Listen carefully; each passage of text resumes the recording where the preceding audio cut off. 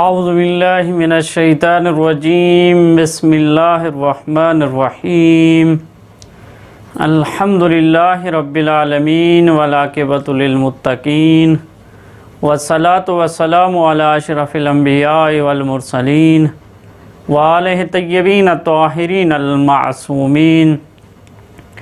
السلام علی الحسین وعلی علی بن الحسین وعلی اولاد الحسین وعلی اصحاب الحسین وعلی انصار الحسین. اما بعد، قال رسول اللہ صلی اللہ علیہ وآلہ وسلم: اِنَّا لِقَتْلِ الحسین حرارةً فی قلوب المؤمنین لا تبرد ابدا.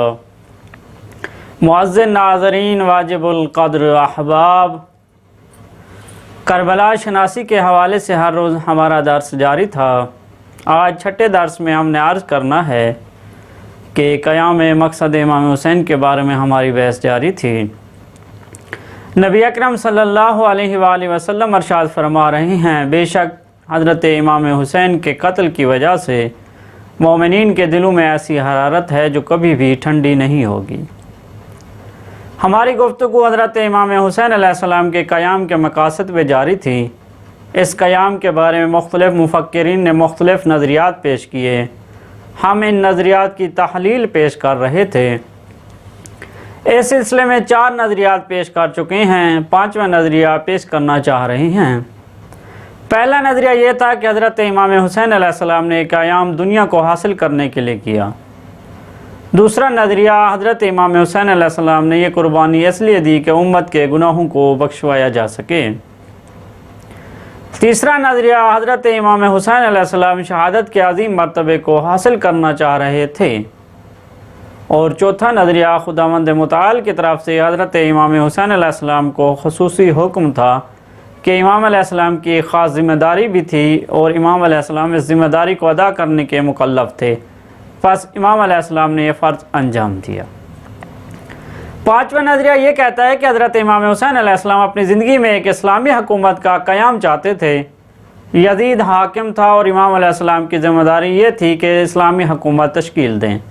پس حضرت امام حسین علیہ السلام کا قیام حکومت اسلامی کے قیام کے لیے تھا.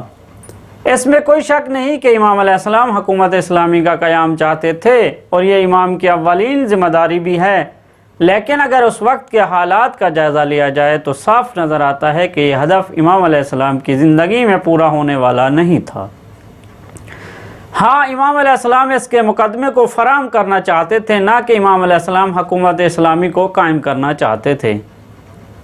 کسی بھی جنگ میں ہار اور جیت کا یہ معیار ہوتا ہے کہ جب جنگ ہوتی ہے تو جنگ میں دونوں لشکروں کا کوئی نہ کوئی ہدف ہوتا ہے.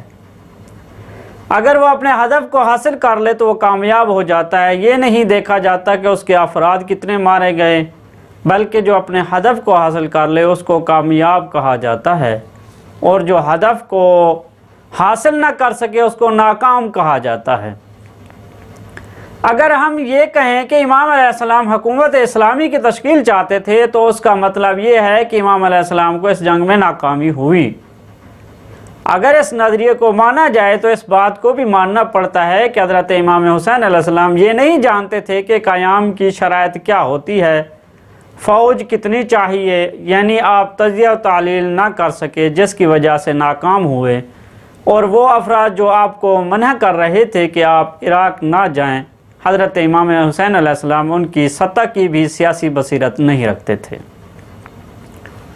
لیکن اگر امام علیہ السلام کے فرامین کو دیکھا جائے تو یہ بات سامنے آتی ہے، وہ یہ ہے کہ امام علیہ السلام پیش آنے والے واقعات کا بہت ٹھیک انداز میں تجزیہ کر رہے تھے اور مستقبل کے حالات سے دقیق انداز میں واقف تھے. اگر کوئی یہ کہے کہ امام حسین علیہ السلام تجزیہ و تحلیل نہ کر سکے یا قیام کی شرائط سے ناواقف تھے، یہ تمام باتیں حضرت امام حسین علیہ السلام کی شخصیت اور ان کے فرامین کے ساتھ سازگار نہیں.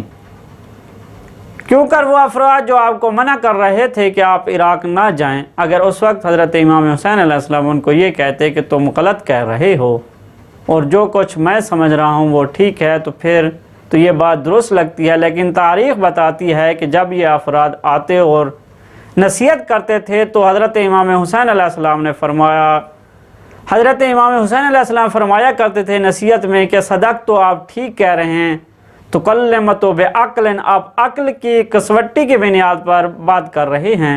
इन्नहु लैसा यख्फी अलै, जो कुछ आप कह रहे हो मेरे ऊपर मख्फी नहीं है। यानी हज़रत इमाम हुसैन अलैहिस्सलाम जानते थे कि ये दुरुस्त कह रहे हैं, लेकिन जो मकसद ये समझ रहे थे कि इमाम अलैहिस्सलाम का वो मकसद व हदफ नहीं था, वो ये समझ रहे थे कि इमाम हुसैन अलैहिस्सलाम यजीद की हुकूमत को ख़त्म करके ख़ुद इस्लामी हुकूमत की बांग दौड़ संभाल कर हुकूमत इस्लामी का क़याम चाहते हैं। लेकिन ऐसा नहीं था। हज़रत इमाम हुसैन अलैहिस्सलाम हुकूमत इस्लामी की तश्कील चाहते थे, लेकिन ना अपने दौर में बल्कि उस हुकूमत के क़याम के लिए मुक़दमा फ़राहम करना चाह रहे थे, जिसके नतीजे में बाद वाली नस्लें हक़ की हुकूमत कायम कर सकेंगी।